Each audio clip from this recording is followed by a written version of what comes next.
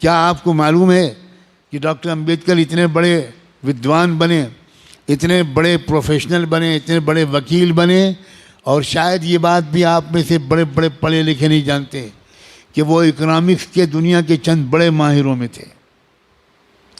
دو میدان تھے ان کے، ایک لا قانون اور ایک اکنامکس۔ آپ جانتے ہیں کہ وہ جب تک اسکول میں پڑھتے رہے کلاس روم کے اندر بیٹھنے کی اجازت نہیں ملی ان کو، وہ کلاس کے باہر بیٹھتے تھے، اندر گھسنے کی اجازت نہیں تھی۔ مہار کا بچہ، دلت کا بچہ، اچھوت کا لڑکا یہ نہیں آ سکتا۔ وہ ڈیفنس کالج تھا، برٹش زمانہ تھا انگریزوں کا۔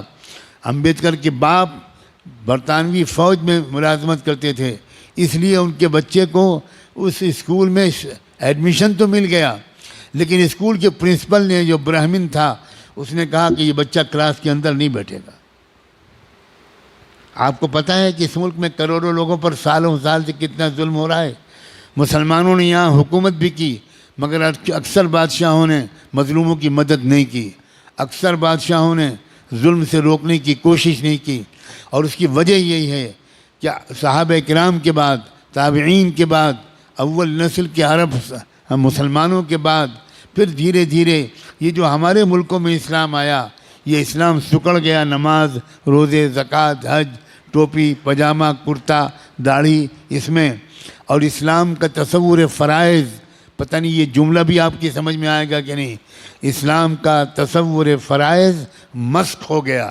اچھے دیندار اور تہجد گزار یہ نہیں جانتے کہ جس طرح نماز فرض ہے ویسے ہی تقریباً ظلم سے روکنا بھی فرض ہے۔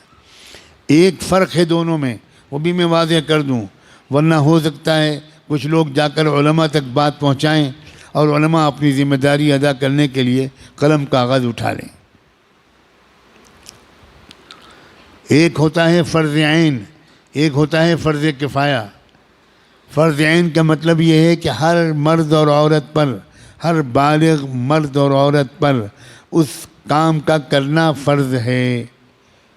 فرض کفایہ کا مطلب یہ ہوتا ہے کہ اگر امت میں اتنی بڑی تعداد میں لوگ اس فرض کو ادا کر رہے ہوں، جیسے ظلم سے روکنے کے فرض کو، جیسے ظالم کو ظلم سے باز رکھنے کی فرض کو، جیسے مظلوم کی مدد کے فرض کو، اگر اتنی بڑی تعداد میں لوگ ہیں، مثلاً 1 کروڑ مسلمانوں میں لگے ہوئے ہیں 25 لاکھ 50 لاکھ، اور کام پورا ہو رہا ہے، تو باقی 25-50 لاکھ اگر اس کام میں خود شریک نہیں ہوں گے لیکن ان کی مدد کرتے رہیں گے، تب بھی معاف ہو جائے گا۔